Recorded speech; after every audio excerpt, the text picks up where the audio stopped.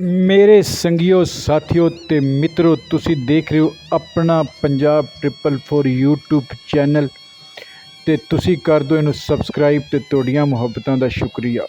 ਮੇਰੇ ਲਹਿੰਦੇ ਤੇ ਚੜ੍ਹਦੇ ਪੰਜਾਬ ਦੇ ਸੰਗੀਓ ਸਾਥੀਓ ਤੇ ਮਿੱਤਰੋ, ਤੁਸੀਂ ਦੇਖ ਰਹੇ ਹੋ ਆਪਣਾ ਪੰਜਾਬ 444 YouTube ਚੈਨਲ ਤੇ ਮੈਂ ਤੁਹਾਡਾ ਸੰਗੀ ਸਾਥੀ ਤੇ ਮਿੱਤਰ ਇਕਬਾਲ ਗੁੱਜਰ।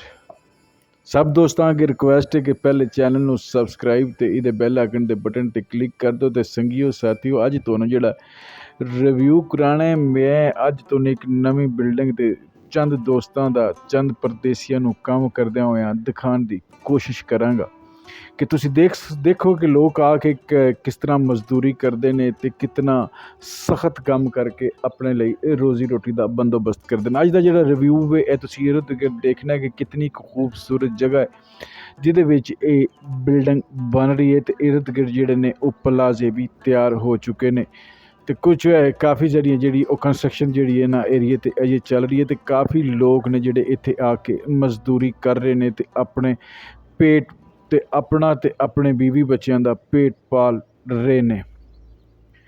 मेरे संगियो दोस्तों, लोग जिसले आके बाहरों आके काम करते हैं, इत्थे आके जिसले अपनी मजदूरी करते हैं तो उन्हों का एक जिहड़ा ना सौखा जिहा गुजर बसर हो जाता है, क्योंकि बेशक उन्होंने मजदूरी घट लभदी है, लेकिन जिस तरह की सूरत हाल है इस सूरत हाल दे विच उन्होंने अपना तो पेट पालना ही औखा होया। लेकिन इस औखे वक्त दे विच भी अगर उन्होंने कोई मजदूरी मिल रही है, बेशक थोड़ी मिल रही है या ज़्यादा मिल रही है, उहदे विच ही वो खुश ने। लिहाजा वो जिहड़ी अपनी मजदूरी करते हैं तो अपने बीवी बच्चों का पेट पालते हैं तो बच्चों को तलीम दिलवाते हैं। तुसीं देख रहे हो अपना पंजाब 444 तो मैं दोस्तों थोड़े संगियां साथियों के सिर्फ इतनी रिक्वेस्ट करनी है कि चैनल को सबसक्राइब तो बैल आइकन के बटन पर क्लिक ज़रूर कर देना है ताकि तुहानूं हर आने वाली वीडियो पहुँच सके। यह जिहड़ा प्रोजेक्ट जिहड़ा तुसीं देख रहे हो ये भी मेरे एक दोस्त का प्रोजेक्ट है। तो ये उन्हें अपने मजदूर खुद जिहड़ा इत्थे मजदूरी करता है तो अपने रोज़ी रोटी का उन्हें सबब बनाया ये। तो तुसी चैनल नूं कर देना सबसक्राइब। ये उस बंदे की मेहनत नूं भी एप्रीशिएट कर देना जिहड़े लोग बाहरों इत्थे आके मजदूरी करते हैं पे अपनी रोज़ी रोटी कमा रहे हैं।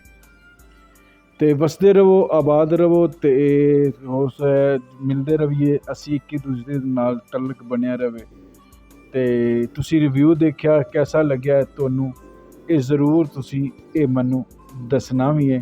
तो इस बारे तुसी अपनी राय भी ज़रूर देनी है। असी जिहड़े हुण जिस जगह ते खड़े हैं ये भी रावलपिंडी का एक एरिया ही है। तो असी उस रावलपिंडी के एरिए च आके अपने संगियां दोस्तों नूं ये जिहड़ी वीडियो बना के अपलोड करके दिखा रहे हैं। ये मकसद सिर्फ इतना है कि तुहाडी एप्रीशिएशन इन्हां लोकां दी हौसला अफजाई हो जाती है। तो तुसी हौसला अफजाई करदे रहना है ते नाल नाल साडे चैनल को सबसक्राइब करते रहना है। तो मिलांगे फिर, तो रब रखा।